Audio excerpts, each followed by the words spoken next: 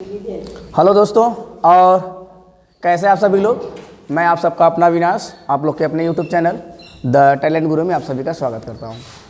आशा करता हूं दोस्त आप सभी लोग अच्छे होंगे, मस्त होंगे, खुश होंगे, बिंदास होंगे और आप लोग की पढ़ाई भी बेहतर तरीके से चल रही होगी।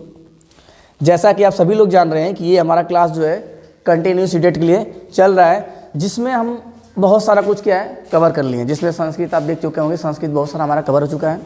जिसमें बस संस्कृत आपका बचा है क्या, संस्कृत बस क्लास 8 की बची हुई है और आपका 6 खत्म हो चुका है, 7 खत्म हो चुका है, क्लास 8 आपकी संस्कृत बची हुई है। और इसके बाद क्या होगा, जितना आपके प्रीवियस में पूछा गया संस्कृत, अब उसका बस केवल क्या होगा, क्वेश्चन कराया जाएगा। और यहाँ पे मैंने बताया था कि भैया आज से जो नया चीज़ स्टार्ट होने वाला आपका 500 प्लस हम प्रीवियस क्वेश्चन कराने वाले हैं, ठीक है ना। 500 प्लस प्रीवियस ईयर क्वेश्चन कराएंगे, एक भी क्वेश्चन अपने से बनाया गया नहीं रहेगा। जितना आप तक पूछा गया है, आप चाहे लेवल फर्स्ट की तैयारी कर रहे हैं या लेवल सेकेंड की तैयारी कर रहे हैं, दोनों का कंप्लीट आपको 500 प्रीवियस ईयर क्वेश्चन कराया जाएगा। और भैया जहाँ ट्रिक की बात आएगी वहाँ ट्रिक से भी आपको बताया जाएगा। वैसे भी प्रीवियस जो पहले से है वहाँ पर नेगेटिव पॉजिटिव उसको देख लीजिएगा। और ये ऑल सब्जेक्ट होगा, यहाँ पे एक सब्जेक्ट की बात ना भैया, एक सब्जेक्ट नहीं कि बस हिंदी बस मैथ बस नहीं, पूरे टोटल सब्जेक्ट बस संस्कृत को छोड़ के संस्कृत आपके अलग से कराई जाएगी। और आपकी जो इंग्लिश लैंग्वेज वो इसमें नहीं रहेगा। बाकी आपका जो 5 सब्जेक्ट है, 5 बस संस्कृत को छोड़ के 4 सब्जेक्ट की पेडागोजी पूरा आपका कंप्लीट रहेगा। 500 प्लस क्वेश्चन अगर आप कर लेते हैं, इसके साथ साथ आपको ट्रिक भी इसमें बताया जाएगा कहाँ कहाँ पे क्या चीज़ें हो रही हैं, कैसे हो रही हैं, जिससे क्या है आपको एग्जाम में आसानी होगी। मतलब देख पा रहे हैं यहाँ पे 75 से 80 नंबर का क्वेश्चन लगभग इसी से आता है आपका पेडागोजी से। कितना हूँ खराब अगर आप देख लेंगे 500 क्वेश्चन, तो मुझे नहीं लगता है कि आपका 60 नंबर ना आए, 55 नंबर ना आए। और थ्योरी अलग से चली रही है, शिक्षण की थ्योरी अलग चल रही है, साइकोलॉजी की थ्योरी अलग चल रही है और संस्कृत आपका अलग से चल रहा है। इसके बाद हिंदी भी हम लोग लेने वाले हैं। तो चलिए ज़्यादा बात ना करते हुए क्या करते हैं, हम आज की क्लास को स्टार्ट करते हैं। देखते हैं हमारे पास क्वेश्चन क्या क्या होने वाले हैं। क्वेश्चन में आपके देखते हैं हम क्या करने वाले हैं। आज पेडागोजी में चल रहा है,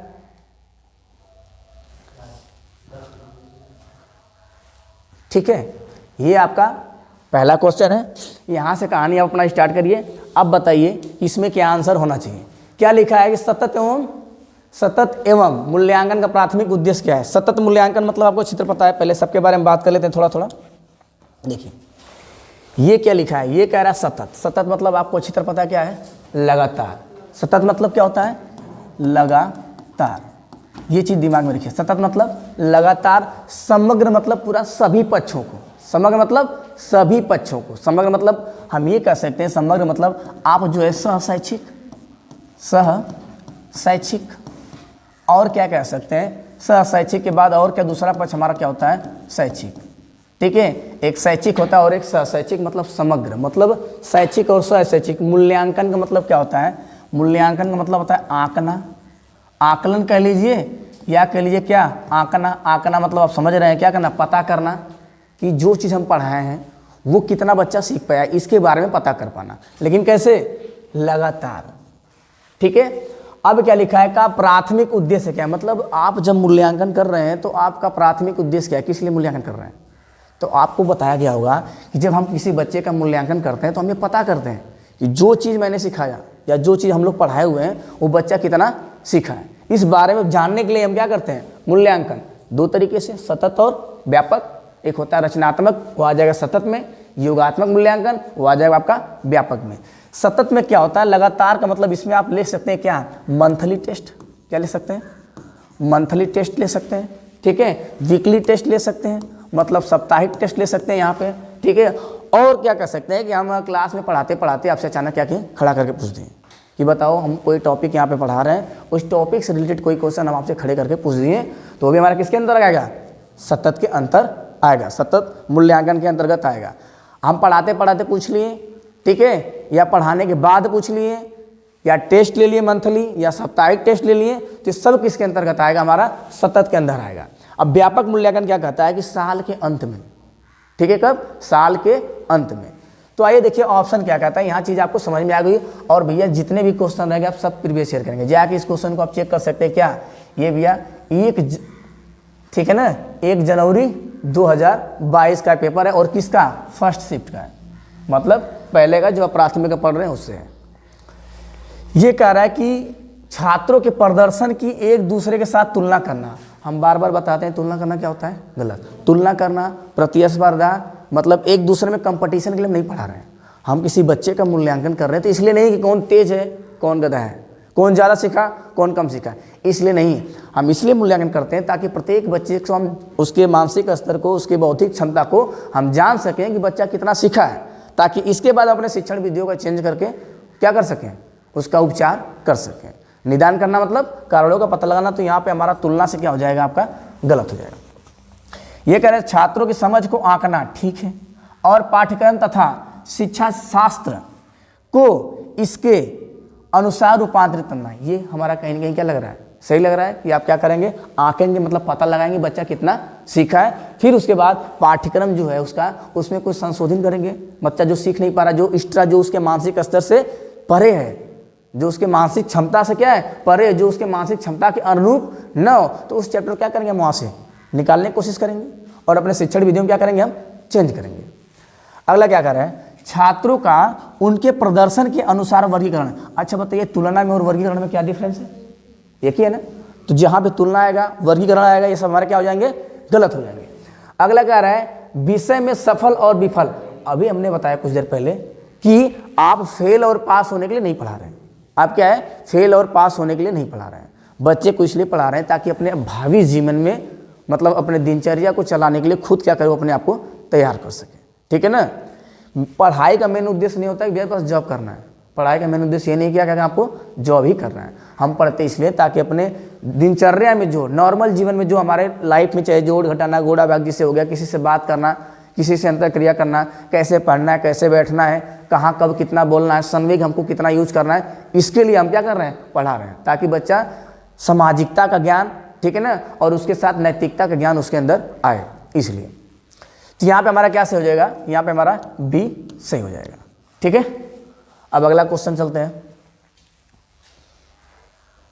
अगला देखिए क्या है, एक बार पहले आप इसको पढ़िए अपने से, ठीक है ना, एक बार आप पढ़िए, फिर हम उसको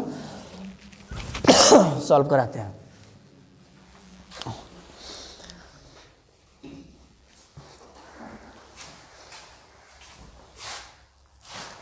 निम्न में से अधिगम की कौन सी दशा विद्यालय में सबसे अधिक बल देता है, कौन सी दशा, आपको क्वेश्चन ऐसे देखना है, निम्न में से विद्यालय में सबसे अधिक कौन सी दशा क्या करता है, अधिक बल देता है।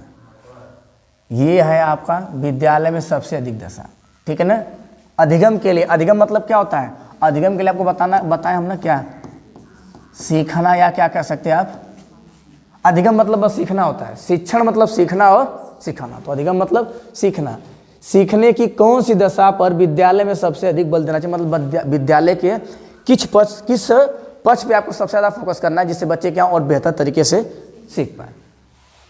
ये देखिए सीटेड पेपर 2 का है, इसीलिए कह रहे हैं आपको, मतलब पेपर फर्स्ट पेपर सेकंड दोनों का पेडागोजी कंप्लीट मिलेगा, तो मतलब ज़्यादा इसमें दिमाग लगाना है नहीं। पेडागोजी 500 करेंगे तो सबका काम इसमें हो जाएगा आप लोग का, और थ्योरी अलग से चली रही पेडागोजी की, तो ज़्यादा दिमाग लगाने की ज़रूरत नहीं है। ये आपका 3 जनवरी 2022 में पूछा गया है, 3 जनवरी 2022 में आपसे ये पूछा गया है। चलिए, ये कह रहा है कि परिवेश से सहभागिता द्वारा कौशल और ज्ञान का अर्जन करना, विद्यालय की दशा पे फोकस करने के लिए कह रहा है। ये कह रहा है विषय वस्तु को क्या करना, रटना से तो अब इसको हटा दीजिए, ठीक है। दूसरों का निष्क्रिय अनुकरण, अगर भैया जब दूसरे का निष्क्रिय अनुकरण करेंगे तब क्या हो जाएगा, गलती हो जाएगा। ये कह रहा है उद्दीपन अनुक्रिया संबंधों द्वारा व्यवहार का अनुबंधन। अब ये देखिए आपको दिख रहा है, और परिवेश से सहभागिता द्वारा क्या दिख रहा है, कौशल। यहाँ पे क्या से हुआ, 2 चीजें आपके सामने हैं, है ना। ये उद्दीपक मतलब होता है कोई लालच दिखा के, ठीक है ना, कोई लालच दिखा के बच्चे से क्या करना है, काम करवाना है। तो अनुक्रिया संबंधों द्वारा व्यवहार का अनुबंधन, ये कह रहा है परिवेश से सहभागिता द्वारा कौशल और ज्ञान का अर्जन करना। तो परिवेश मतलब जो छोटा बच्चा होता है, परिवेश के द्वारा क्या करता है, अंतःक्रिया करके क्या करता है, अपने ज्ञान का सृजन करता है। लेकिन आप ध्यान दीजिए, पेपर किस में है, पेपर 2 में है। पेपर 2 का मतलब आपको दिमाग में आया होगा कि ये 6 से 8 की बात कर रहा है, इसकी बात कर रहा है, 6 से 8 की बात कर रहा है। तो ये बस ये, लेकिन ये कह रहा है कि अधिगम की कौन सी दशा पर विद्यालय में सबसे अधिक, विद्यालय की बात कर रहा है। तो विद्यालय का मतलब क्या हो जाएगा आपका, विद्यालय का मतलब आपका हो जाएगा कि अब विद्यालय की बात कर रहा है तो विद्यालय में, विद्यालय ना, तो विद्यालय में किस पे जोड़ता है? औपचारिक शिक्षा। विद्यालय में क्या होती है? विद्यालय में आपकी औपचारिक शिक्षा होती है। चलिए, तो यहाँ पे आप समझ में आ गया होगा आपको कौन सा आंसर सही है, क्या है? ए। ठीक है ना। उद्दीपक मतलब जब इसमें आप जाएंगे तो इसमें कौन कौन आते हैं देख लीजिए। यहाँ कौन आता है? स्किनर। कौन आते हैं? पावलाव। जबकि सीटेट से इन लोग से मतलब नहीं है। स्किनर आते हैं, पावलाव आते हैं, ये लोग क्या है? एक थंडाइक आते हैं। कौन आता है? थंडाइक आते हैं। ये लोग किसी न किसी चीज को लालच दे के बच्चे को सिखाने की कोशिश करते हैं। मतलब पावलाव का कुत्ता, स्किनर की बिल्ली, थंडाइक की बिल्ली, स्किनर चूहा, ये लोग किसी न किसी लालच को दे के बच्चे को सिखाने की कोशिश करते हैं। कहते हैं बच्चा भी ऐसे सीखेगा जैसे जानवर क्या करते हैं, सीखते हैं। तो यहाँ तो अभी हम यूपी टेट की बात हो ही नहीं रही, और दूसरी बात यहाँ पे लालच की बात नहीं हो रही है। तीसरा क्वेश्चन पहले आप लोग अपने से पढ़िए, इसको सॉल्व करिए, फिर इसके बाद हम आते हैं। क्वेश्चन दिख रहा होगा साफ साफ।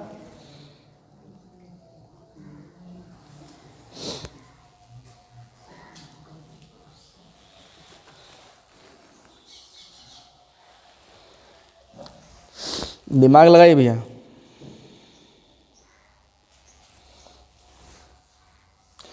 ये कह रहा है अगर विद्यार्थी अपने कार्य की सफलताओं को, विद्यार्थी अपने कार्य की सफलताओं को आंतरिक, आंतरिक मतलब क्या होता है? आंतरिक कारणों पर आरोपित करता है। अब देखिए, एक होता है आंतरिक प्रेरणा, एक क्या होता है?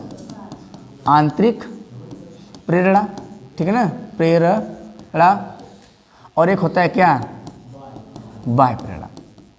ठीक है ना। इसका मतलब क्या होता है? आंतरिक मतलब किसी काम को करने के लिए हम क्या हो? अंदर से तत्पर हो। किसी काम को करने के लिए क्या है? हम अंदर से क्या हो? तत्पर हो। तत्पर के लिए क्या क्या कर लीजिए? सक्रिय। और क्या कहेंगे? यहाँ पे क्या है? बाहर से। बाहर से क्या करना हो आपको? तत्पर किया जाए, या बाहर से क्या किया जाए? प्रेरित। क्या किया जाए? प्रेरित। अगर आपको बाहर से प्रेरित किया जाए तो बाह्य प्रेरणा, और आपको अंदर से प्रेरित किया जाए तो आंतरिक प्रेरणा। ठीक है ना। जब आप आंतरिक प्रेरणा मतलब अंदर से किसी काम को करने के लिए तैयार होंगे तो उस काम को बहुत बेहतर तरीके से कर पाएंगे, और आपका ज़्यादा समय भी नहीं जाएगा उसमें, क्योंकि आप लगन से कर रहे हैं, उसमें इन्वॉल्व बहुत अच्छी तरह से उसमें है। बाह में क्या है? क्यों? जैसे बाह प्रेरणा किया, बाह प्रेरणा का मतलब ये हो गया कि देखा कहीं बारात हो रहा था गिल, ठीक है, बारात हो रहा था गया, 3-4 ठो दोस्त हैं एक साथ हैं। अब एक ठो के मान ला नाचो चावत बा, तो एक दो मिला अपन खूब झोरले बाड़ा चारों तरफ से, अब दूसरा का खो दिया हो तू जो अब जो के होता ना, एक धर से धक्का दिया तो वो पार, फिर वो और धक्का दिया ही तो ये पार, खाली ये पार से वो पार में करत है। तो उसको मतलब क्या किया जा रहा है? बाह से प्रेरित। और कुछ लोग क्या करें ना, आंतरिक प्रेरणा कहले की जरूरत ना, खाली बस मौसम बने धीरे धीरे गोड़ हिलत हिलत मौसम बनी, एक बार बिना कहले चले स्टार्ट हुई। आज जब कबले स्टार्ट हुई, आज जैसे ही स्टार्ट हुआ तो जे बंद के वो सबसे बड़ा दुश्मन होगा। ठीक है ना। आप जगह मछली मारे में बड़ा मजा होता है, अचानक से बनवा तोड़ देला है। तो ये चीज़ क्या है? आंतरिक प्रेरणा तो आपको क्या है? कार्य करने के लिए अंदर से प्रेरित करता है, और ये बाहर से। तो ये कह रहा है कि आंतरिक कारणों पर आरोपित करते हैं, उसमें कौन सी भावना उत्पन्न थी? कौन सी भावना? कौन सी भावना? ये कह रहा है शर्म। क्या अंदर से खूब एकदम न चले कि मन तो क्या शर्म लगी? नहीं, शर्म तो तेके लगा था जी अंदर से तैयार ना, ओके धकिया हो जाता है। ठीक है ना। जो अंदर से तैयार नहीं है डांस करने के लिए, वो धक्का मारा जा रहा है, तो उसके लिए क्या है? शर्म की बात है। बात समझ रहे हैं ना। अब बात है क्या, यहां पे देखिए गुस्सा, आंतरिक में अंदर थोड़ी गुस्सा, काम करने के लिए अब अंदर से तत्पर नहीं है, तो यहां गुस्से की कोई बात नहीं आएगी। और ये उत्खंड, इसका तो मतलब नहीं समझ में आ रहा है किसी को ना। सेकंड पे दे दिया है। अच्छा ये वाला कोई बात नहीं, हमको जब अंदर से होता तो हम गर्व महसूस करते हैं कि वो कथे भी आता नहीं तोरे तावा तय नाचदा एकदम सीना एकदम बुलबुल है कि हमारे तब तो जैसे खेल ही मान ला केहू क्या होता है तो क्या कहा जला। अब कहीं गया है खेलने, किसी को आ रहा है, कह जाए हाउ ना उतरी होके पहले करा वो ठीक चला ला, तो उसमें क्या होगा? उसको गर्व, अच्छा हमको 4 जन लोग कहत हम, तो जब डी गलत हो जाएगा भाई। एक्साइटेड नहीं करना है आपको वहाँ पे क्या होता है? गर्व महसूस होता है। ठीक है ना। वहाँ पे क्या महसूस होता है? गर्व महसूस होता है आपको। जहाँ आपकी तारीफ की जाए, और तारीफ वही की जाएगी जब आप अंदर से किसी काम को एकदम क्या तन से, मतलब तन मन जिसे नहीं होता है, तन मन लगा किसी काम को करेंगे, तब वहाँ पे क्या होगा? आपको गर्व महसूस होगा। एक्साइटेडमेंट में तो कभी जोश जुनून क्रोध में समझे कितना हावी हो जाएगी तो काम खराब कर देगा। तो वहाँ नहीं जाना है। इसमें देखिए, पहले एक बार अपने से आप रीड करेंगे ना थोड़ा ज़्यादा मजा आएगा, हम रीड करेंगे तो थोड़ा सा आसान पड़ जाएगा आपको।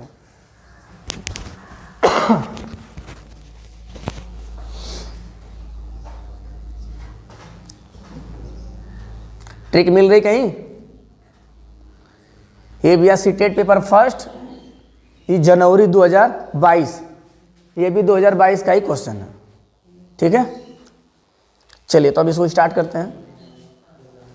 जिसको लग रहा है कि ज़्यादा जल्दी जल्दी करवा रहे हैं ना, तो वीडियो को रोक के ठीक है सॉल्व करके तब प्ले करिए, देखिए कि आपका सही हो रहा है कि नहीं हो रहा है। और इसका पीडीएफ भी आपको मिल जाएगा, परेशान होने की जरूरत नहीं। टेलीग्राम चैनल आप लोग ज्वाइन कर लीजिएगा, वहाँ से ऐड कर लीजिएगा, वहाँ पे इसका पीडीएफ इसके साथ जो आंसर शीट भी मिल जाएगा, ताकि आपको आराम होगा। ऐसे अगर 500 क्वेश्चन में करा दूँ, अगर मैं 300 क्वेश्चन करा दिया तो 300 क्वेश्चन की एक सीट अगर आपके पास बन जाएगी तो बहुत है पेडागोजी के, और उसका आंसर आपके पास हो, बस वही रिपीट मार के चले जाए एग्जाम के 2 दिन पहले, तो समझ लिया कॉन्फिडेंस आपका अपने आप बढ़ जाएगा। और उसमें गोला मरिया कौन जोन क्वेश्चन तो के दिमाग में एकदम होते हैं ना, तो उस पर ज़्यादा फोकस करिए। जहाँ ट्रिक ट्रिक काम कर जाए, जहाँ आसानी से काम हो जाए, वहाँ पर दिमाग लगाने की ज़्यादा जरूरत नहीं है। ये कह रहा है किसी कक्षा में प्राथमिक स्तर, किसी कक्षा में प्राथमिक स्तर, अब कह रहा है बहुसंवेदी उपागम के इस्तेमाल को प्रोत्साहित करना। बहुसंवेदी कह रहा है, बहु मतलब क्या होता है? ज़्यादा। जैसे हम बहुभाषिकता पढ़ें, बहुभाषिकता बहुसांस्कृतिक पढ़ें, तो बहुसंवेदी लिखा है। संवेदी मतलब होता है जो सभी अंगों का जहाँ इस्तेमाल किया जाए, जहाँ पे ज़्यादा से ज़्यादा हमारी ज्ञानेंद्रियाँ एक्टिव होंगी, वहाँ हम क्या करेंगे? ज़्यादा से ज़्यादा सीखेंगे। पता चल रहा है कि हम सुत के मोबाइल ऐसे चलावत थी, हम सोचे कि हमारे वॉलीबॉल खेले आ जाए, अब जैसे खेलत हो हम बैठे खाली सुत के देखत हैं, आ जाएगा नहीं, केवल आपकी आंखें एक्टिव हैं, आपके बॉडी वहाँ पे एक्टिव नहीं है। अब उस बॉल की चोट को सह नहीं पाएंगे, सोचेंगे कि हम बैठ के देख के सीख लें, तो बॉल के जो चोट है उसे सह नहीं पाएंगे। अब हम सोच रहे हैं कोई कार चलाना सीख रहे हैं हम घर बैठे बैठे, तो नहीं सीख पाएंगे। सब कुछ जान जाएंगे, लेकिन आपके पास अनुभव नहीं हो पाएगा किस स्पीड में कितना ब्रेक मारे हैं, कितनों तो माप तोल बहुत बढ़िया खुद का से, वो करते करते आएगा आपको, अचानक से नहीं आ पाएगा। तो ये कह रहा है कि जब ज़्यादा से ज़्यादा ज्ञानेंद्रियाँ एक्टिव होंगी तो भैया हम ज़्यादा से ज़्यादा सीखेंगे। जिसमें हम शिक्षण में पढ़ाया था ना, श्रव्य दृश्य, जिसमें सुनना और देखना दोनों चलता है, वो सबसे बेहतर माना जाता है शिक्षण सहायक सामग्री में।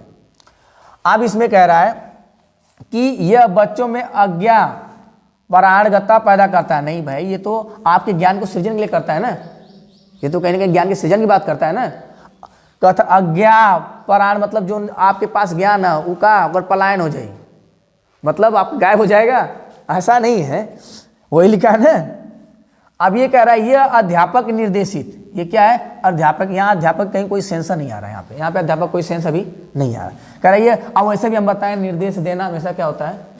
गलत होता है। किसी को उंगली दिखाना, ऐसे करो वैसे करो वैसे करो, ठीक है, एक बार हुआ 2 बार हुआ, मेडिकल स्टोर आपने दिखाया, लेकिन बार बार नहीं, तो ऐसे वो दुकान ही बदलता रह जाएगा। यह कुछ बच्चों को शिक्षा से वर्जित करने का मौका देता है। तो भैया कुछ मतलब कहीं केवल कहीं हुआ ना, पूर्ण रूप से तो केवल है नहीं, लेकिन फिर भी समावेशी का उल्लंघन कर रहा है। जबकि इंडिया की सारी कक्षाएं क्या है? समावेशी। एनसीएफ कहता है समावेशी वाला ऑप्शन हमेशा सही होगा, बच्चे के लिए क्या कहता है? संसाधन करता है।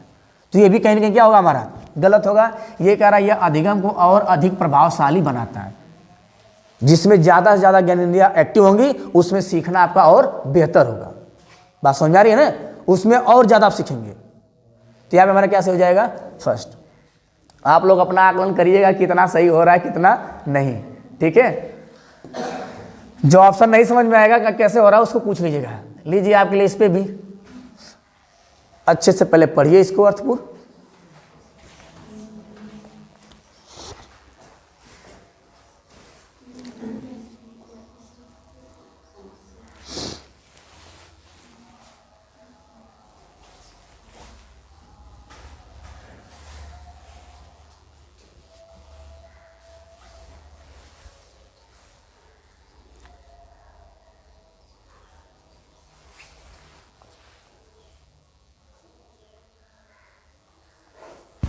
स्टार्ट किया जाए? पढ़ लीजिए एक बार। ये क्वेश्चन अच्छा क्वेश्चन है अपने आप में, बहुत अच्छा क्वेश्चन है, दिमाग लगाना है इसमें थोड़ा सा, ठीक है, ये क्वेश्चन क्या है, बहुत ही अच्छा क्वेश्चन है आपका।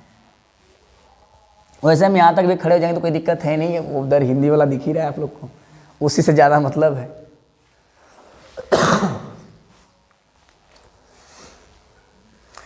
ये कह रहा है कि न्यूमैन के अनुसार विद्यार्थी शब्द समस्या इबारती, देखिए ये ऑनलाइन वाला क्वेश्चन हुआ था तब ये ऐसा क्वेश्चन आ गया था, लेकिन आपको नाम लेके ना आएगा, लेकिन ऐसे चरण आपको आएंगे।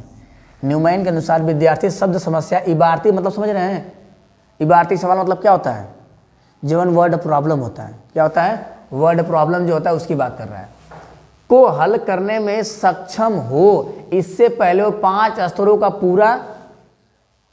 को पूरा करें। ये स्तर नीचे यादृच्छ मतलब ये क्या है, दिए गए हैं। अब इसमें से क्या क्या क्रम लिखना, आपको क्या करना, आपको क्रम लिखना है, किस मतलब पहले बच्चा क्या करेगा।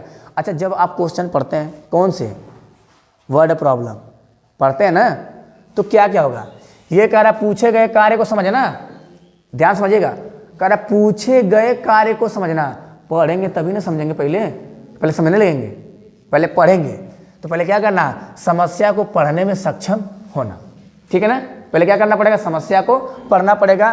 देखा बी से कौन स्टार्टिंग है, तो ये आई तक काट देखे, बी से तीनों स्टार्ट है, एक कट गया।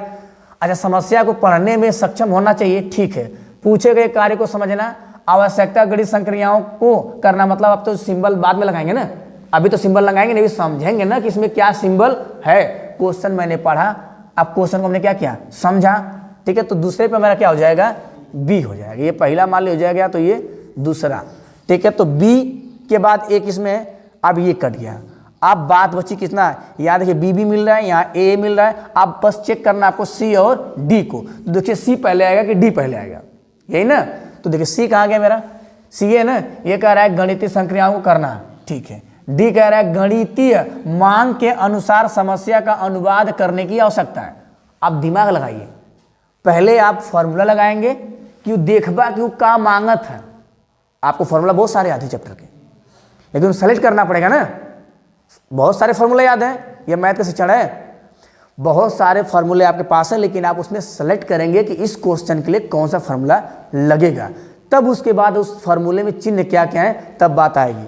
मैंने लिखवा था चिन्ह पाद प्रत्यय सिद्धांत, चिन्ह याद है ना, प्रत्यय उत्तर वाला लास्ट में पाद प्रत्यय सूत्र सिद्धांत चिन्ह कहाँ आ रहा था, लास्ट में आ रहा था।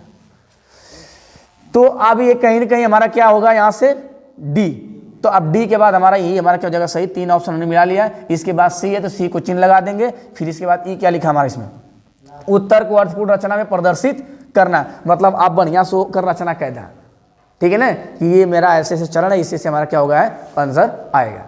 क्लियर है, ठीक है। ये देखिए,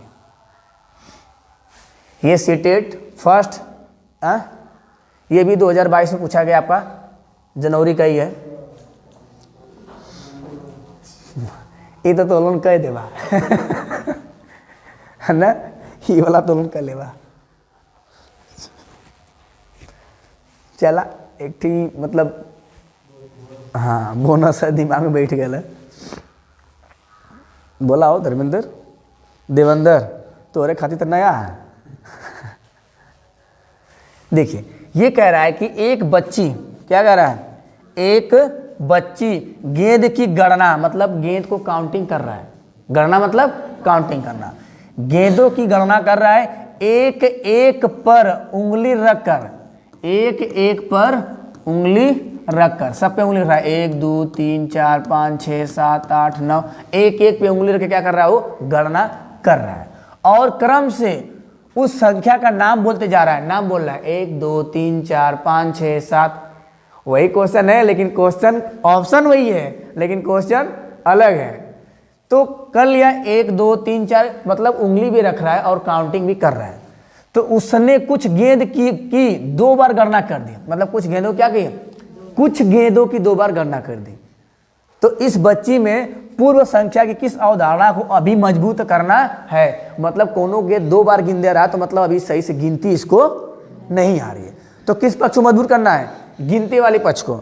अब देखिए अगर हम इसमें ऑप्शन में देखें तो ये गणना संख्या, ठीक है। गणना संख्या, आप कुछ लोग सोचेंगे कि गणना यहाँ लिखल भी है तो ये गणना वाला क्या हो जी, गणना संख्या। गणना के अंदर जाएंगे तो गणना कई तरह से होती है। गणना क्या होती है, कई तरीके से होती है। जोड़ घटाना गुणा भाग पूरा गणने में आ जाएगा आपका। जोड़ घटाना गुणा भाग किसमें आ जाएगा, पूरा गणना में आ जाएगा। उसी में आपका क्या आ जाएगा, गणना, वर्गीकरण, प्रतिबद्धता, एक एक, ये सब गणना के अंदर ही आएंगे। आप वर्गीकरण में गणना कर रहे हैं किसी पैटर्न में कि सिंगल सिंगल गणना कर रहे हैं, ये इस पर डिपेंड करता है। तो लड़का यहाँ कैसे गणना कर रहा है, सिंगल सिंगल, तो क्या कहलाएगा, एक से एक संगतता, मतलब एकाएकी संगति, मतलब एक एक कभी गिनती इसको आ नहीं रहा है तो एक एक जब गिनती आ जाएगी। ये जो क्या होता है, वर्गीकरण, प्रतिबद्ध, ये दोनों ऑप्शन एक है भाई, एक बार देख लीजिए। प्रतिबद्धता, वर्गीकरण, लगभग दोनों क्या है, सेम है। वर्गीकरण करेंगे तो ऐसे करेंगे ना, 2 के टेबल भैया, 3 के टेबल, 4 के टेबल, 5 के टेबल, वर्गीकरण। तो इसको मैं भी कर सकते हैं, पंक्ति में कह सकते हैं। चलिए, तो यहाँ पे क्या से हो जाएगा हमारा, ए से हो जाएगा। अब अगला क्वेश्चन देखते हैं। ये देखिए 7वां क्वेश्चन आपके सामने है। इसको पहले एक बार आप नोटिस क्या करिए, इसको रीड करिए, रीड करके देखिए इसमें क्या चीज़ें हैं। यहाँ पे आप ट्रिक का इस्तेमाल कर सकते हैं, ठीक है। तो ट्रिक पे थोड़ा ध्यान दीजिएगा, नेगेटिव पॉजिटिव वर्ड पे। और जो पुराने वाले जो हैं वो, ठीक है ना, पुराने वाले देख लीजिएगा, मतलब जो पुराना वीडियो आपका डाला गया है नेगेटिव पॉजिटिव, उसको देख लीजिएगा, वहाँ से भी आप काम आपको हो जाएगा। उसके बाद भी लगेगा नहीं तकलीफ हो रही है, समझ में नहीं आ रहा है, तो फिर से बना दिया जाएगा नेगेटिव पॉजिटिव का, लेकिन रहेगा सब कुछ वही, सब वैसे ही है, क्योंकि बार बार क्वेश्चन वैसे ही हो रहे हैं। तो भ्रांतियाँ मतलब होता है क्या भैया, कह रहा है गणित में बच्चों की भ्रांतियाँ। भ्रांतियाँ मतलब क्या होता है, कन्फ्यूजन। जैसे कोई कॉन्सेप्ट उन्होंने सीखा, फिर भी उसमें उनको कन्फ्यूजन हो रही है कि आखिर ये कैसे हो जा रहा है, समझ में चीज़ें उनको नहीं आ रही है, तो उसको कैसे आप दूर करेंगे। मतलब आप कोई क्वेश्चन कराए हैं, बच्चा उस क्वेश्चन में फिर भी फंस जा रहा है, तो आप उसके कमी को पहचानेंगे, मतलब निदानात्मक, मतलब क्या करेंगे, निदान करेंगे, कारणों का पता लगाएंगे, बच्चा क्यों नहीं समझ पा रहा है, फिर उसके बाद क्या करेंगे, उसको उपचार करेंगे। तो निदान करने के लिए क्या क्या काम को करना पड़ेगा, ये कह रहा है कि कलन विधि दोबारा प्रदर्शन करके, मतलब ये क्या पता चल रहा है, कलन विधि मतलब जो विधि हमने सिखाया है फिर उसके दोबारा सिखाओ, फिर उसको दोबारा सिखाइए, मतलब बार बार सिखाने की बात कर रहा है। तो कहीं ना कहीं किस पे, रटने पे क्या कर रहा है, जोर दे रहा है। रटने पे क्या कर रहा है, कहीं ना कहीं क्या कर रहा है, रटने पे जोर दे रहा है। और रटना हमेशा क्या होता है आपका गलत होता है, रटने पे जोर दे रहा है। और ये लिखवाया गया नेगेटिव पॉजिटिव में कि अभ्यास और ड्रिल कहीं आ जाए। अभ्यास मतलब क्या, लड़का के कच्चे एकदम दिमाग में, जैसे कि ड्रिल मशीन ले क्या करते हैं, कहीं पे ड्रिल मशीन लेकर दीवार की एक जगह खोदा एकदम, मतलब एक चीज के बार बार एक ही जगह क्या करेंगे, तो विकास होगा उसका नहीं। उसके थोड़ा इर्द गिर्द पता चला कि यहाँ हर जगह तो मतलब फर्श है तो कर ले रहे ड्रिल, पता चला कहीं लोहा लग गया तो लोहा किसी ड्रिल करवा, मेहनत ज़्यादा करना पड़ेगा ना। तो ड्रिल मशीन भी वहीं इस्तेमाल, मतलब बार बार ड्रिल करेंगे किसी चीज़ को, तो मतलब कहेंगे एक पॉइंट में बस क्या करना है, फोकस करना होता है। आपको बार बार क्या करना है, एक ही चीज़ को नहीं करना होता। ये भी हमारा क्या है, नेगेटिव। एक ही तरह के प्रश्नों को बनाकर उनको कई बार दोहराए, मतलब एक ही चीज़ को बार बार रिपीट करवाइए। अगर एक ही चीज़ आप डेली, मान लीजिए एक ही चीज़, और रोज़ खाली सुबह साझी दिन दोपहरी खाए रोटी खियावल जाए, तो उनके चाहे भात खियावल जाए, तब भी मरा हो जीवा, आपका विकास नहीं होगा। तो थोड़ा हट लीजिए। आपको रोगों से लड़ने के लिए मिनरल्स चाहिए, विटामिन चाहिए ना, फैट चाहिए, ये सब सारी चीज़ चाहिए। ये ना कि खाली बस जे खाली बतौब टूटल हुई, या तो शरीर फैल गई या तो बटूरी गई हुई ठीक है, मतलब सब कुछ थोड़ा थोड़ा चलना चाहिए, थोड़ा, तब जाके पौष्टिक आहार थोड़ा मिलेगा, तब जाके विकास आपका होगा शारीरिक रूप से और मानसिक रूप से। तो ये भी कहीं ना कहीं क्या लग रहा है, गलत लग रहा है आपको। एक ही क्वेश्चन बार बार फेंक रहे हैं उसके सामने, ला तो काम हो जाएगा खराब। ये कह रहा है बच्चों को उदाहरण और गैर उदाहरण, मतलब नॉन एग्जाम्पल में क्या करें, व्यस्त रखें, मतलब जो चीज़ें उसको आ रही हैं उसी से जोड़ के, मतलब पूर्व ज्ञान के जोड़ के नई चीज़ें क्या करना, आपको सिखाना। कुछ टाइम लगा तो ये व्यस्त रखना। अरे भैया व्यस्त करने का मतलब ये है कि आप उसमें उसको छोड़िए ताकि वो अपने से उसमें करके सीखे, तभी ना करके सीखेगा। तो मतलब भैया ये दाल भात रोटी खाए वाला कभी कभी चिकन उकन भी खा कर लो, तब जाके पौष्टिक आहार मिली तो शरीर का विकास होई। इस बात को बैठा के रखिए। तो आप क्या हो जाएगा, हमारा फर्स्ट सही हो जाएगा। शाकाहारी रहे तो जब डॉक्टर कही ना, जब डॉक्टर कहेगा ना तो ऑटोमेटिक मांसाहारी जीवन कहबू कि बस इतना दिन तुम्हारा जीवन है, खैबू तो चलबू, तब उसके बाद आप बदल जाएंगे। हाँ, जो लोग खूब दारू पीते, जब डॉक्टर कहला भैया तुम्हारी किडनी खराब हो चुकल बा, आपकी किडनी खराब हुई, उसके बाद वो बिना कहे दारू छोड़ देगा। आई कुछ जन के ये तो एक दिन तो जाना ही जाना है, तो छोटे में मतलब समझ के कि सब टेंशन नहीं लेना है, खाओ पियो मस्त रहो, तो उन लोग की बात अलग है। जिसको अपनी फैमिली की चिंता है, जिसके अपने बच्चे की, अपने फैमिली या आस पास पड़ोस जिससे लग रहा है, जिसको जीना चाहता है, वो लाइफ में कुछ करना चाहता है, वो क्या है अपने मनोभाव को बदल लेगा, वो धीरे धीरे छोड़ने की कोशिश करेगा, छोड़ देगा। ये कह रहा निम्न का कौन सा सृजनात्मक, बहुत अच्छा क्वेश्चन भाई, निम्न में से सृजनात्मक क्या कह रहा है, सृजनात्मक का अनिवार्य लक्षण। सृजनात्मक मतलब क्या होता है, सृजनात्मक हम कह सकते हैं क्या, रचनात्मक कह सकते हैं, इसे क्या कह सकते हैं, वैज्ञानिक दृष्टिकोण। दृष्टिकोण मतलब समझ रहे हैं क्या होता है, अपना अपना नजरिया। दृष्टिकोण मतलब अपना, इसमें हम ये भी कह सकते हैं अन्वेषण, आधा ना होता हो, अन्वेषण। और क्या डाल सकते हैं, रचनात्मक हो गया, वैज्ञानिक दृष्टिकोण हो गया, अन्वेषण हो गया, करके सीखना हम कह सकते हैं, क्या कह सकते हैं, करके सीखने पे जोर देता है, ठीक है। तो ये सारी चीजें हैं, लेकिन अब इसमें से क्या है, अब उसको अब बताएंगे। और एक चीज इसमें से लिखने वाले थे, लेकिन अभी लिखे हम नहीं है, उसको बता रहे हैं। आप ये भी कह सकते हैं क्या, मुक्त वातावरण, क्या कहेंगे, मुक्त वातावरण, या ये कह सकते हैं खुला वातावरण, जहाँ पे आपको क्या है, आज़ादी मिले, ठीक है ना। खुला वातावरण कह सकते हैं जहाँ पे आपको क्या मिले, आज़ादी। जहाँ पे क्या है, अगर खाना ना बना रहे तो आपके रोटी जरूर लेके आज़ादी है कि तो जड़ ठन के जरे दे, लेकिन भैया तू कहाँ बना, तो क्या है, जहाँ पे आपको आज़ादी मिलेगी वहाँ पे क्या करेंगे आप, ज़्यादा सीखेंगे। तो इतना सारा कहीं कुछ दिख रहा है क्या इसमें, अब देखिए अभिसारी मतलब होता है क्या, बंद अंत वाले प्रश्न, क्या बंद अंत वाले प्रश्न, ये क्या होते हैं, बंद अंत वाले प्रश्न। देखला बहुत तेज है हम बंद अंत वाले प्रश्न है, हम ये कह सकते हैं इसके अंदर क्या क्या आएंगे, सही गलत वाले प्रश्न। कौन आएंगे, सही गलत वाले। और क्या आएंगे, बहुविकल्पी, बहुविकल्पी नो विकल्प, इसमें बहुविकल्पी प्रश्न आएंगे।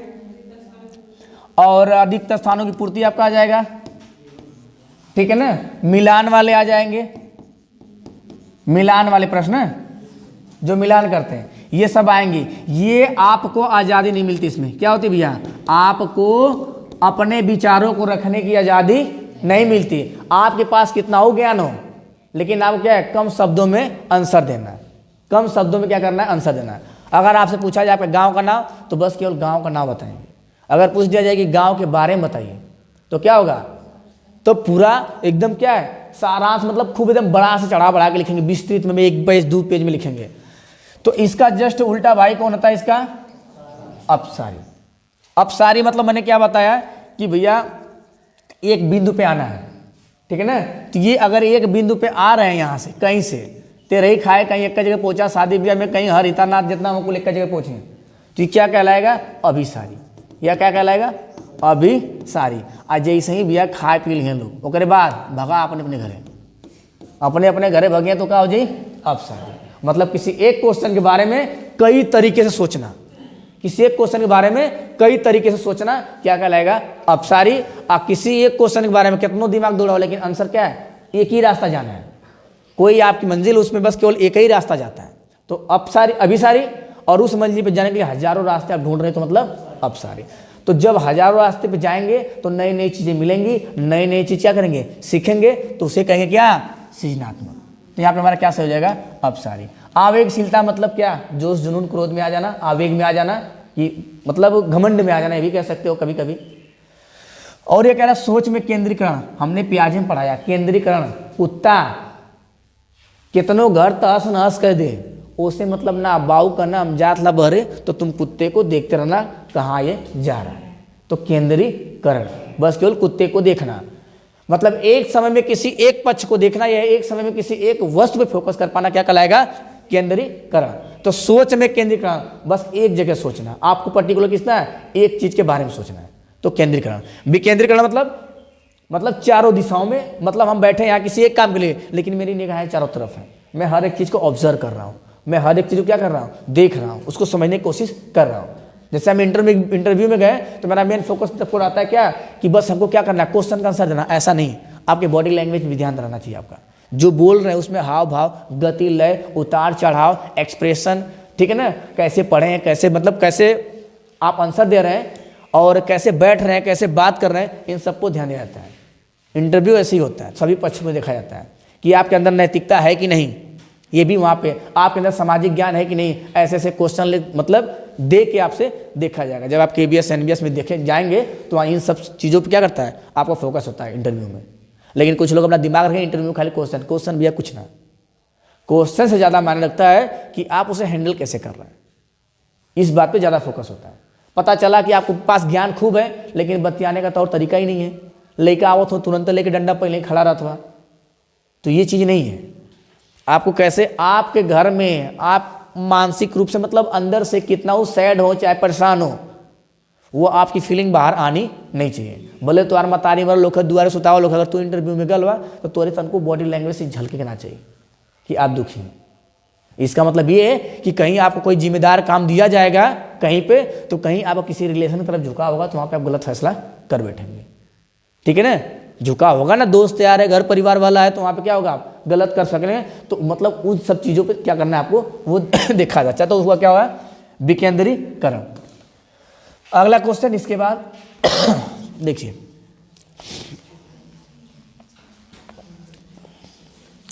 ये 9वां क्वेश्चन आपका है, ठीक है।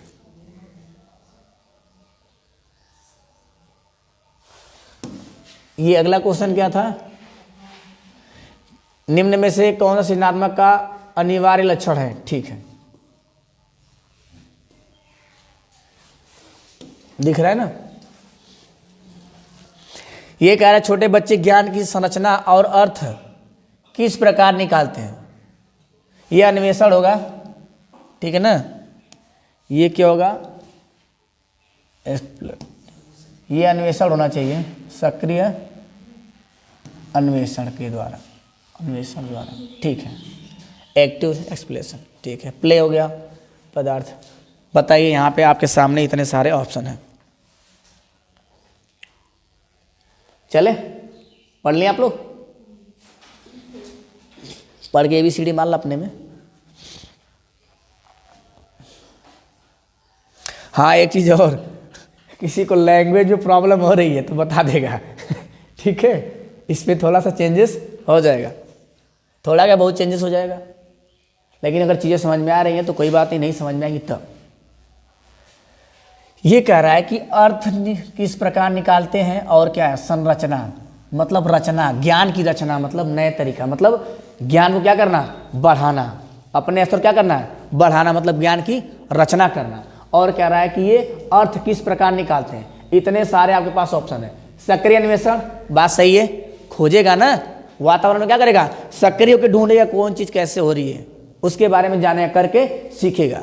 ये कह रहा है खेल के द्वारा, खेल के द्वारा हम क्या कर सीखते हैं, सहयोग, सम्मान, ठीक है ना। आप रन ले रहे हैं तो एक दूसरे क्या कर रहे हैं, सहयोग कर रहे हैं, क्या कर रहे हैं, हम सहयोग कर रहे हैं, ठीक है। आप कोई खेलने में अच्छा है, कोई खेलने में कमजोर, तो हम सम्मान से करें, नहीं भैया 200 का मैच है, मजाक तन को ना, जे खेलने वाला बढ़िया पहले ओके भैया, तो वहाँ क्या कर रहे हैं, उसकी काबिलियत, उसकी व्यक्तित्व का क्या कर रहे हैं आप, सम्मान कर रहे हैं, ठीक है। तो क्या करना, सम्मान करना, सहयोग करना। यहाँ रचनात्मक, रचनात्मक समझ रहे हैं कि आप अगर क्रिकेट खेल रहे हैं तो किस गली में खेलना चाहिए, कहाँ पे फील्डर कम लगे हुए हैं, किसकी कमजोर गेंद है, किसकी गेंद पे खेलना चाहिए, किसकी गेंद पे नहीं। और लूडो वाले में मैंने बताया कि 2 जानी गुइयाँ हम, अगर तो देखिए हर स्टाफ पे सब लोग खड़े हैं तो किस स्टाफ वाले अपने गोटी को बढ़ाएं ताकि हमारा खर्चा कम हो। पता चलो कोई एकदम पक्कल गोटी एकदम किनारे तक पहुंचे, लेके का लपेट दिला बॉर्डर पर जाके तो बहुत दुख हुई। तो इस चीज़ को क्या, रचनात्मक, सृजनात्मक, वैज्ञानिक दृष्टिकोण आपके अंदर पैदा होता है, नई तरीके से सोचने समझने की शक्ति क्या होती है आपके अंदर, डेवलप होती है, किससे, खेल के द्वारा। ये भी क्या है, अच्छा है, सहयोग, सम्मान। इसके द्वारा नेता बनने की इच्छा होती है, क्या चीज़, नेता बनते हैं हम, लीडर बनते हैं, है ना। कि खेल में भैया के कैप्टन है तो नेता हुआ, लीडर हुआ। तो आप कहीं ना कहीं एक फैमिली का जिम्मेदार पुरुष बन रहे, पूरी फैमिली को हमको लेके चलना है, तो ये चीज़ें भी एक जिम्मेदार पुरुष भी बनता है वहाँ से, खेल के माध्यम से। लेकिन हमको क्या पता है, इतना हम लोग ज्ञान में अपने रखते नहीं हैं। खेल से इतने सारी चीज़ें बच्चे को सिखाई जा सकती है और जाती भी है, वो खेल खेल में सीख भी लेते हैं। लेकिन अध्यापक अगर इस पर फोकस करके सिखाएं कि नहीं तुम टीम के क्या हो, हेड हो, तो तुम्हें देखना है कि पूरी टीम के प्लेयर कैसे कैसे हैं, किसको कैसे कैसे खिलवाना चाहिए, कौन पहले जाए कौन बाद में जाए, किसको कहाँ खिलाना, किसको कहाँ खिलाना चाहिए, किसका शारीरिक मजबूत है, किसका मानसिक मजबूत है, ये सब दिमाग में आपको क्या करना पड़ेगा, रखना पड़ेगा। आप जैसे दादा है, चाहे मम्मी पापा घर पे हैं, तो कोई भी चीज़ अगर डांटते हैं बड़े भाई छोटे भाई को या बहन को, तो ये सब चीज़ों को ध्यान रखते हैं कि किसको डांटेंगे तो फर्क नहीं पड़ेगा, किसको थोड़ा भी डांटेंगे तो उसको ज़्यादा फर्क पड़ेगा, किसको मारेंगे तब वो कोनो फर्क नहीं पड़ेगा, पीटते रहिए सुबह शाम तक, कोने नहीं भी आया तब वो घूमेगा। और किसी को बस डांट देंगे तो क्या होगा, डांटने से फसरी लगोले का स्थिति भी आ जाए कितना जाने का। तो ये चीज़ को देख के वो लोग क्या करते हैं, मोटिवेट कर। अब कर रहे हैं पदार्थों पर क्रिया और प्रयोग, मतलब हर चीज़ पे प्रयोग करना, करके सीखने बात आ गई ना, क्या करना, करके सीखना। तो ये भी क्या हमारा कहीं ना कहीं से सहपाठियों और वयस्कों संघ सहभागिता के उन्हीं के अनुसार भैया लेव क्या हो जाएगा, लेव वाइगोस्की, ठीक है ना। हम कहते हैं लेव में वह का आया बाद में, तो विचार इसमें बाद में आता है, विचार क्या आता है बाद में, और भाषा क्या आ जाएगी पहले। इसी का पलट देंगे हम, ठीक है। अगर इसमें उत्क्रमणी का सिंबल लगा दें क्या बन जाएंगे, पियाजे बन जाएंगे, क्या बन जाएंगे, पियाजे बन जाएंगे। इस बात को ध्यान रखिएगा। तो ले वाइगोस्की कहते हैं, ले वाइगोस्की में एक क्या होता है, स्केप फोल्डिंग, एक होता है पाठ ढांचा और निर्माण। कभी बच्चे को बीच में मदद दी जाती है तो कभी क्या है अंत में, कभी नहीं, कभी शुरुआत में मदद दी जाती है तो कभी बच्चे को बीच में मदद दी जाती है। तो जो शुरुआत में मदद दी जाती है तो क्या है, पाइट पाठ ढांचा स्केप फोल्डिंग जी। अगर बीच में मदद दी जाए तो क्या हो जाएगी, जेडपीडी। तो मतलब बच्चों को सहारा देना। अब क्या है, ले वाइगोस्की ये भी बोलते हैं कि बच्चे क्या अपने समवयस्कों के साथ सीखते हैं, जो उनसे ज़्यादा ज्ञानी होगा बच्चा उसी से सीखेगा, या तो उससे बड़ा हो या उसका सहपाठी हो, लेकिन जो उससे ज़्यादा ज्ञानी रहेगा बच्चा उसे सीखेगा, नहीं तो नहीं सीखेगा। तो यहाँ हमारा क्या है, लगभग चारों से तो कहाँ दिख रहा है, फर्स्ट सेकेंड थर्ड और फोर्थ, क्लियर है। चलिए आगे बढ़िए। आज का ये लास्ट क्वेश्चन है एकदम बढ़िया से। अब इसके बाद आपकी काउंटिंग होगी कितना नंबर आप पाए हैं।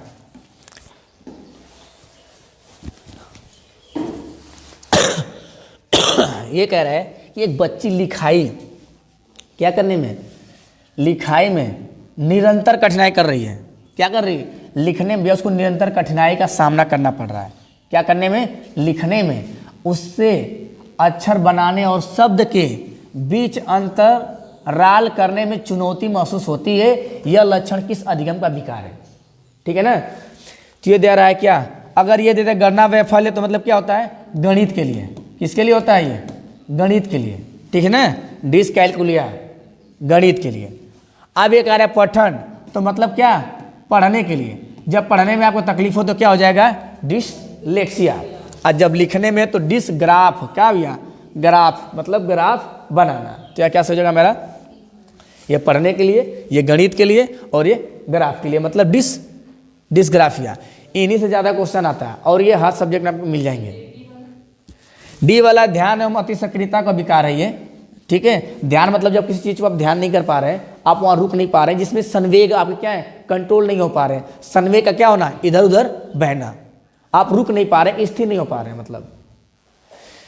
तो भैया आपका ये क्वेश्चन होता है क्या, यहाँ पे खत्म। यहाँ से आपका ये पूरा आपको मिल जाएगा यहाँ पे, ठीक है। आपको सीट भी मिल जाएगा, ये PDF भी मिल जाएगा। आप लोग जो टेलीग्राम चैनल क्या करिएगा, डाउनलोड तो है ये, टेलीग्राम आपके पास नहीं है तो डाउनलोड करके वहाँ से क्या, लिंक मैं यहाँ पे पिन कर दूंगा इसके नीचे, वहाँ से क्या करेंगे, पेज पे जाके वहाँ से आप उसमें ऐड हो जाइए। क्योंकि जितना सारा क्लास चलेगा उन सभी का PDF और प्लस वीडियो वहीं पे आपको मिलेगा। अगर वीडियो भैया पसंद आ रहा तो ज़्यादा से ज़्यादा लोग को शेयर करिए दबा के, क्योंकि आप 500 क्वेश्चन कंटिन्यू चलने वाले हैं इस चैनल पर। आपको कंप्लीट पेडागोजी पढ़ाई जाएगी, साइकोलॉजी पूरी कंप्लीट रहेगी, और शिक्षण का 500 क्वेश्चन, मतलब समझ लीजिए पूरा बम्पर तरीके से पूरा सीटेड क्या होगा, काम खत्म। संस्कृत भी 6-7 हो ही गया है, 8 का बचा तो संस्कृत भी काम खत्म। बस क्या बचा है, हिंदी का पैराग्राफ बचा है और संस्कृत जो छोटा वाला जो आता है वही वाला बचा है, ठीक है। तो आज के लिए बस इतना ही, फिर मिलते हैं आपसे नेक्स्ट वीडियो में, तब तक के लिए धन्यवाद।